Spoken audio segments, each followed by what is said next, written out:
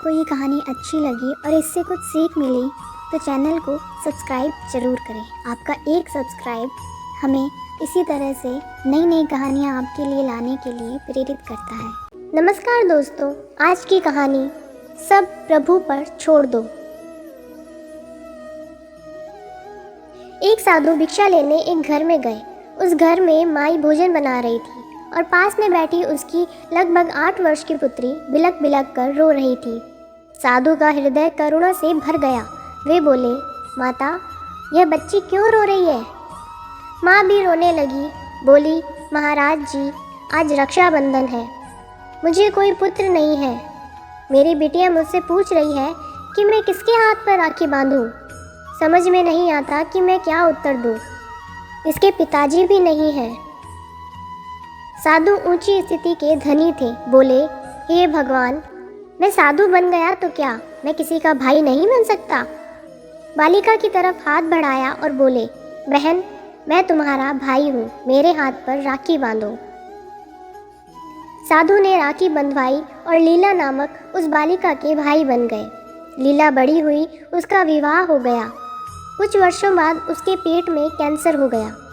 अस्पताल में लीला अंतिम श्वास गिन रही थी।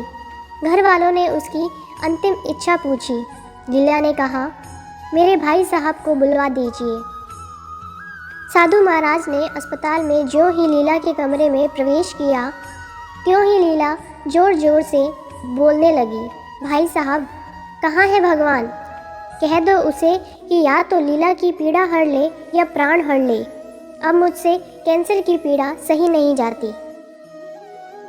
लीला लगातार अपनी प्रार्थना दोहराए जा रही थी। साधु महाराज लीला के पास पहुँचे और उन्होंने शांत भाव से कुछ क्षणों के लिए आंखें बंद की। फिर अपने कंधे पर रखा वस्त्र लीला की तरफ फेंका और बोले, जाओ बहन, या तो प्रभु तुम्हारी पीड़ा हर लेंगे या प्राण ले लेंगे। उनका बोलना, वस्त्र का गिरना और लीला का उठकर खड़े हो जाना, यह सब एक साथ हो गया। लीला बोल उठी, कहाँ है कैंसर? मैं एकदम ठीक हूँ, घर चलो। लीला की जांच की गई, कैंसर का नामो निशान नहीं मिला। घर आकर साधु ने हंसकर पूछा, लीला, अभी मर जाती तो? लीला बोली, मुझे अपने दोनों छोटे बच्चों की याद आ रही थी, उनकी चिंता हो रही थी, इसलिए प्रभु ने तुम्हें प्राण शक्ति दी है। बच्चों की सेवा करो, बंधन तोड़ दो, मरने के लिए तैयार हो जाओ। ऐसा कहकर साधु चले गए। लीला सेवा करने लगी। बच्चे अब चाचा चाची के पास अधिक रहने लगे। ठीक 1 वर्ष बाद पुनः लीला के पेट में पहले से जबरदस्त कैंसर हुआ। वही अस्पताल, वही वार्ड, संयोग से वही पलंग। लीला ने अंतिम इच्छा बताई, मेरे भाई साहब को बुलाइए। साधु बहन के पास पहुँचे, पूछा, क्या हाल है? लीला एकदम शांत थी। उसने अपने भाई का हाथ अपने सिर पर रखा, वंदना की और बोली, भाई साहब, मैं शरीर नहीं हूँ, मैं अमर आत्मा हूँ, मैं प्रभु की हूँ, मैं मुक्त हूँ। कहते कहते ओंकार का उच्चारण करते लीला ने शरीर त्याग दिया। लीला के पति दुखी होकर रोने लगे। साधु महाराज उन्हें समझाते हुए बोले, भैया, क्यों रोते हो? अब लीला का जन्म नहीं होगा, लीला मुक्त हो गई। फिर वे हंसे और दोबारा बोले, हम जिसका हाथ पकड़ लेते हैं उसे मुक्त करके ही छोड़ते हैं। पति का दुख कम हुआ। उन्होंने पूछा, महाराज, गत वर्ष लीला तत्काल ठीक कैसे हो गई थी? आपने क्या किया था?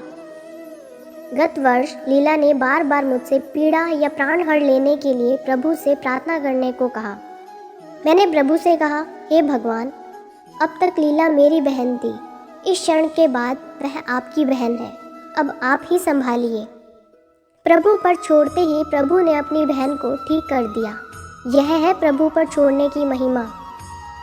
इंसान की अज़्म से जब दूर किनारा होता है, तूफान में टूटी कश्ती का एक भगवान सहारा होता है। ऐसे ही जब आपके जीवन में कोई ऐसी समस्या, दुख, मुसीबत आए जिसका आपके पास हल ना हो, तो आप भी घबराना नहीं, बल्कि किसी एकांत कमरे में चले जाना और भगवान सद्गुरु के चरणों में प्रार्थना करके सब कुछ उनको सौंप देना और शांत निर्भर हो जाना। फिर जिसमें आपका परम मंगल होगा, परम हितैषी परमात्मा वही करेंगे।